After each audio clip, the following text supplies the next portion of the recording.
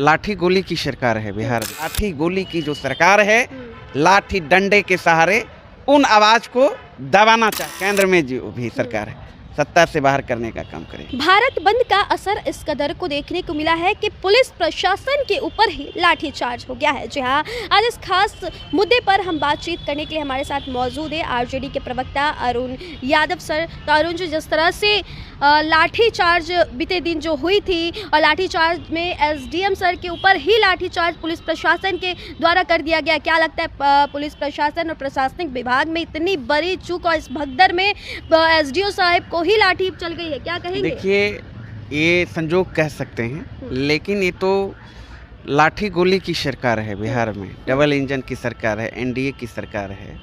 और आज भारत बंद का आह्वान किया गया था सामाजिक संगठनों द्वारा, और जिस भारत बंद का राष्ट्रीय जनता दल ने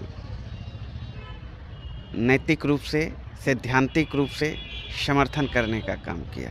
और आप लोग समर्थन कर रहे हैं? बिल्कुल बिल्कुल। और हमारे कर चूंकि देखिए, एससी आरक्षण में क्रीमी लेयर के फैसले का विरोध में आज भारत बंद है। और आरक्षण के अंदर आरक्षण की बात कर रही है। पिछले दिनों जो कोर्ट का आदेश आया, जो कि असहज करने वाला आदेश, चूंकि यह आदेश संविधान और पूना पैक्ट के खिलाफ है, तो इसलिए एससी में ज़बरदस्त आक्रोश है।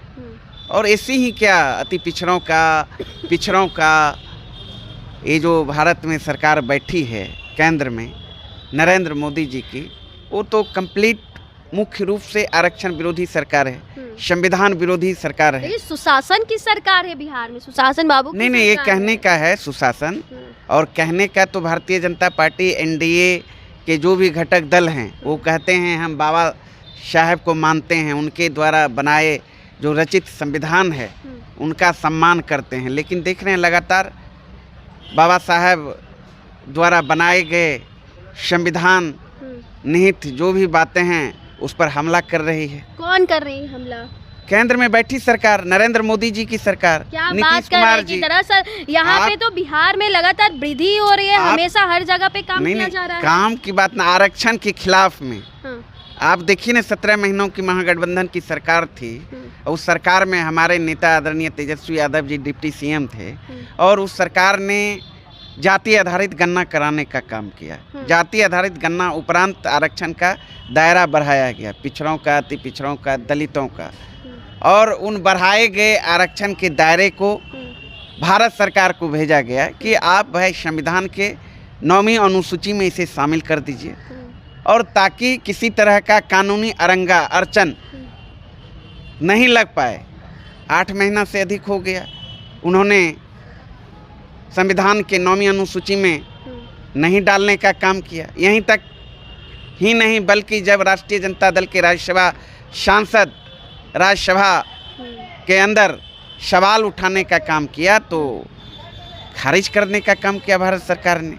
तो ये सरकार लगातार आरक्षण पर हमला कर रही है, चाहे लेटरल एंट्री के माध्यम से, चाहे आप आरक्षण में आरक्षण की बात करके हो, हर तरीके से जो बाबा साहब द्वारा जो रचित संविधान है, संविधान में जो बहुजनों का अधिकार है, पिछड़ों का, दलितों का, कमज़ोर वर्ग के लोगों का, उस अधिकार पर चोट कर रही है, जिसके खिलाफ में आप देख रहे हैं चारों तरफ आंदोलन हो रहा है और लोग सड़कों पर हैं। सड़कों पर जब आते हैं अपने अधिकार की मांग को लेकर, तो ये लाठी गोली की जो सरकार है, लाठी डंडे के सहारे उन आवाज़ को दबाना चाहती है, लोकतंत्र को लहूलुहान करना चाहती है। लेकिन अब दबने वाला नहीं है, जनता जग चुकी है, और इस सरकार को बिहार में भी डबल इंजन की सरकार है और केंद्र में जो भी सरकार है सत्ता से बाहर करने का काम करे।